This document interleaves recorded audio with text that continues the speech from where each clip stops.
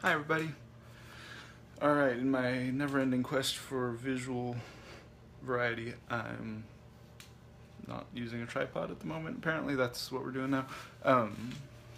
So how are you guys doing? Hope you had a good weekend. It was super crazy hot. I took a short-ish walk and it was way too hot.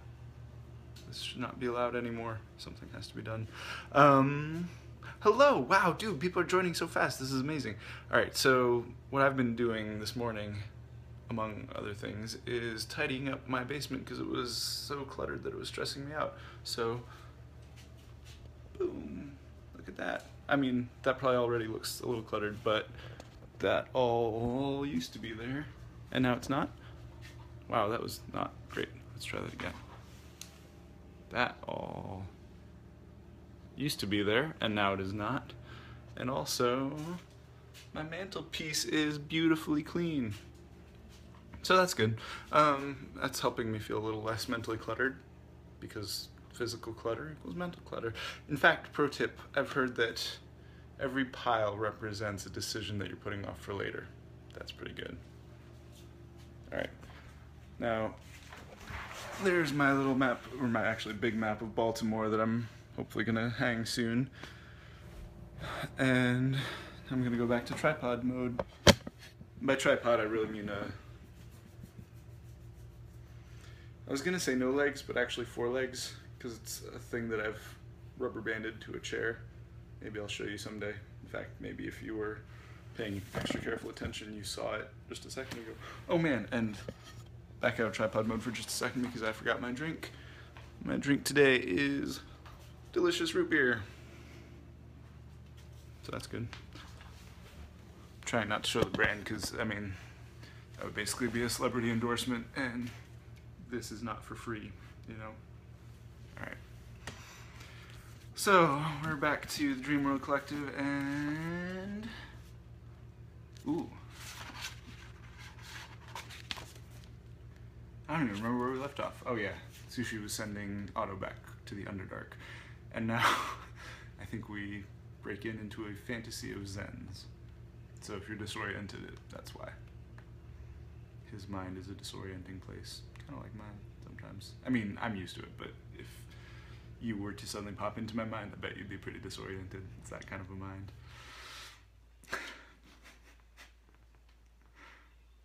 I mean, some people get disoriented just stepping into my conversations. Anyway, Junior Minister DeMille gazed out the viewport. Space pirates.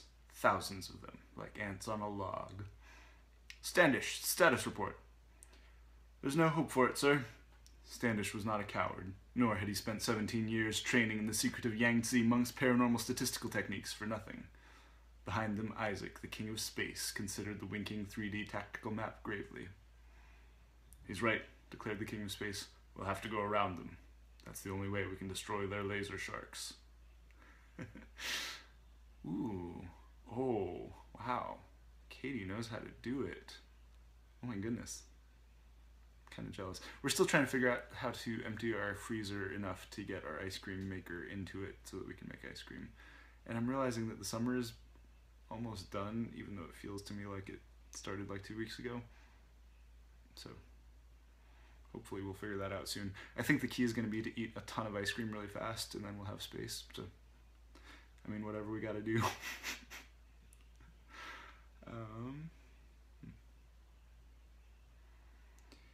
Incisive as ever, my liege, purred DeMille. With the laser space sharks disabled, they'll have no choice but to capitulate.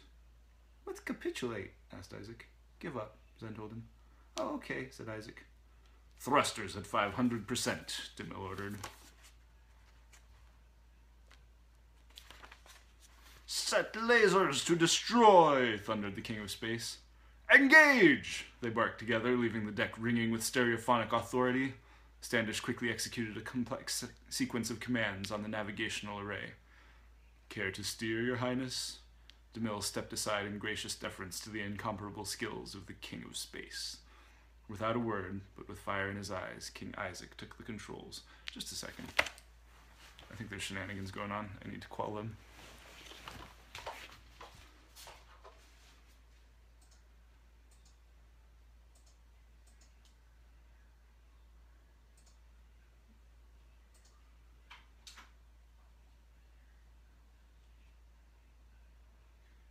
Alright, so if you can hear me, there's definitely shenanigans going on. I'm trying to quell them. I might need to punch them in the face a few times. Blah, blah, blah, blah. Ah! That was the shenanigans getting quelled. Blah, yeah. Ah, that was them punching back. Dude, I'm in trouble, guys. I don't even know what's going on right now.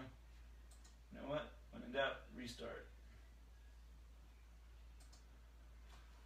I'm going to trust to Microsoft's ability to rescue everything, which is probably a bad thing to put my trust in. Anyway, I'm back. Sorry about that. I try not to do that much, but sometimes you gotta quell some shenanigans. Let's see. Without a word, but with fire in his eyes, King Isaac took the controls. Up left, then a barrel roll, and suddenly backwards. The king's evasive maneuvers were stunning. Before the space pirates knew what was happening, his dexterous dodging had taken them within range of the huge space cages. Shoot the self-destruct module, commanded the King of Space. DeMille took aim. The laser sharks began exploding in chain reactions, decimating the space pirate fleet. But one ship, a distinctive V-shaped battlecruiser, was escaping into hyperspace. Von Einigenberg, growled DeMille. I should have known he was behind this. Space pirate jetsam littered the vacuum of space, a silent witness to the brilliance of King Isaac. We are in your debt, my liege, DeMille gave an elegant bow. A debt of cookies, added Standish, the noblest and most ancient bond that men of action may share. Yes, my friends, said Isaac, King of Space, his voice resonant with authority and solemn joy. I have to go home now, but we shall meet again, perhaps in the acid swamps, perhaps in the evil factory where they turn all your toys and candy into monsters. But wherever it may lead us, know this, the adventure is not over yet. Isaac hopped down the front steps of Zen's house and ran back home. Zen chewed thoughtfully on a celery stick with raisins and peanut butter that Isaac had been kind enough to share with him. The haul had been good so far. This is them cleaning the garage, in case you've forgotten over the weekend. Lots of old baby clothes, though he wasn't exactly sure how they would end up using those. And a nifty hockey stick. There were several more wagon loads worth of odds and ends. Zen hadn't bothered to take a very close look yet. He was trying to recapture the brilliance that had been the philosophical restaurant. It was never quite possible to enter back into the full, vivid richness of those ideas. It was like dreaming, in a way. The significance went far beyond the content. Still, he could reconstruct the content, and even without the elusive emotional intensity, it was a pretty solid idea. They could invite people to a fancy meal in the backyard, something reasonably classy, and carry on sophisticated conversations, sort of a club for people who could appreciate the finer things and who wanted to get past superficial topics quickly. Without really noticing, he finished unloading the wagon onto the front porch and wandered into the sunroom. So you know that philosophical restaurant idea? He said to Sushi. She grunted, barely. It was enough to encourage him to go on. I was thinking maybe we could have prepared questions, but that seems a little forced. I don't know if people would naturally start having deep conversations without a little guidance, you know? Not listening at all, Sushi told him. No worries, Zen said. You don't need to pay any attention to me. I've just never been any good at talking to walls, for some reason. Although there's really no solid theoretical basis for that if all I need is a chance to talk. I mean, I guess maybe it's in the illusion. Oh, right, restaurant. You are wanted elsewhere, said Sushi. But I was just trying to figure, walk away now. You don't tell it to the Mouseketeer. Mouseketeer? Now Zen was just confused. Go downstairs. You'll find out. And here. She spun around suddenly and punched him in the shoulder. How? Take that to Otto for me. Otto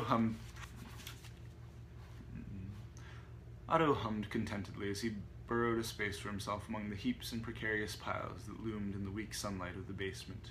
Exploring this place would be a wonderful side project once the electricity came on. But not yet. To business, he declared to Gizmo, whom he'd sent back downstairs in the dumbwaiter as an advanced scout. First, we need a base of operations. The basement warren of old furniture, tools, sacks, and miscellaneous hoards was centered on an old furnace.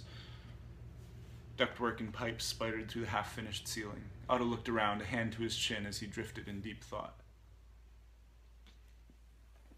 Proximity to the dumbwaiter is a must, he concluded. Plus, then I could use one of those sacky things as a beanbag. His head turned up sharply to look at Gizmo. What do you mean, what sacky things? The sacks, of course, silly rabbit. He forced his way through the hoe, the waxy thing, and the tickly ceiling hanging object toward the sacks and dumbwaiter. As he went, he shoved blindly at the obstacles in an attempt to widen the gap. The hoe fell and hit him in the shoulder. Ow! The heat of 1,000 suns blacken you! He grappled with it, taking a few more blows in the process, and hurled it over something into a pile of something else farther back in the shadows. Something fell over, but it sounded like the hoe. The waxy obstacle had barely budged, and it was the main choke point on the way to the future site of the base of operations. It was at least 4 feet tall and 2 feet wide, smooth and cylindrical. What do you think, Gizmo? Asked Otto. Obviously it's a bother, but it would sure slow down a zombie horde. He paused and responded. Not necessarily. Certain zombies move very quickly. It all depends on what sort of zombifying agent or pathogen you're dealing with. He paused again, then, good point. This place would be the worst for a last stand. Plus the tower has better sight lines, and we could always take out the spiral stairs as a last resort. I say we get rid of this thing. We can put up traps later, just in case.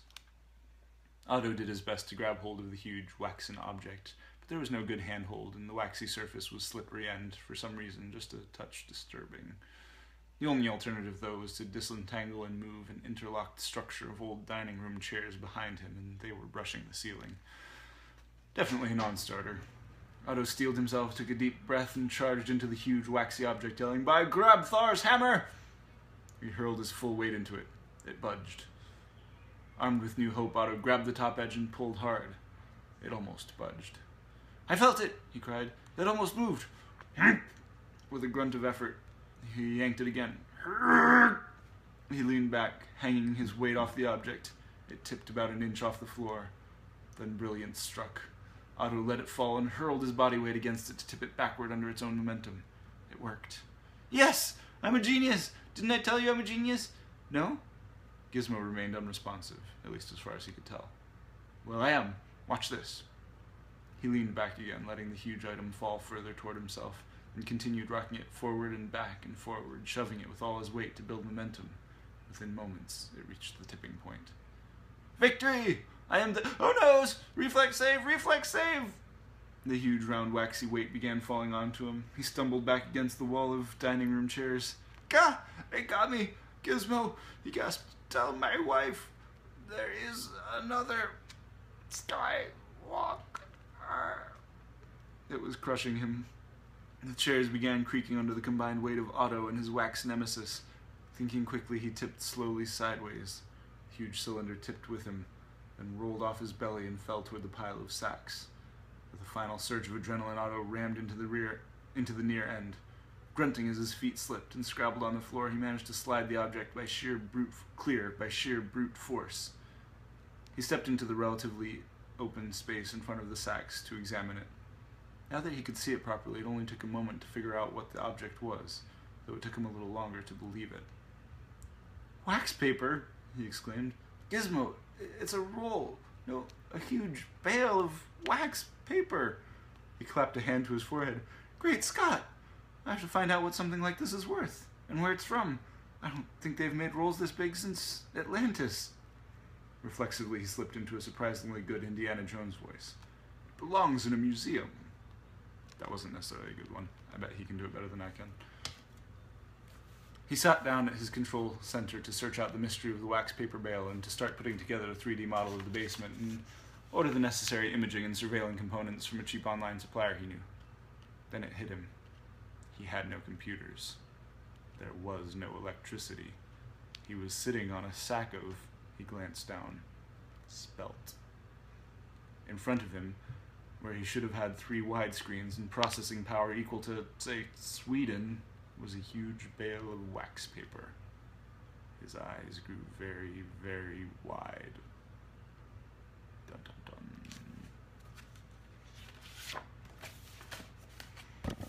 That was fun. It's occurring to me that I'd kind of forgotten that scene, and rereading it, I basically wrote an action scene between a guy and a bale of wax paper. And I think the guy kind of lost, or very nearly. Anyway, well, that was fun. I needed a little break. I hope you had a good time as well, and I will see you guys tomorrow. Cheers.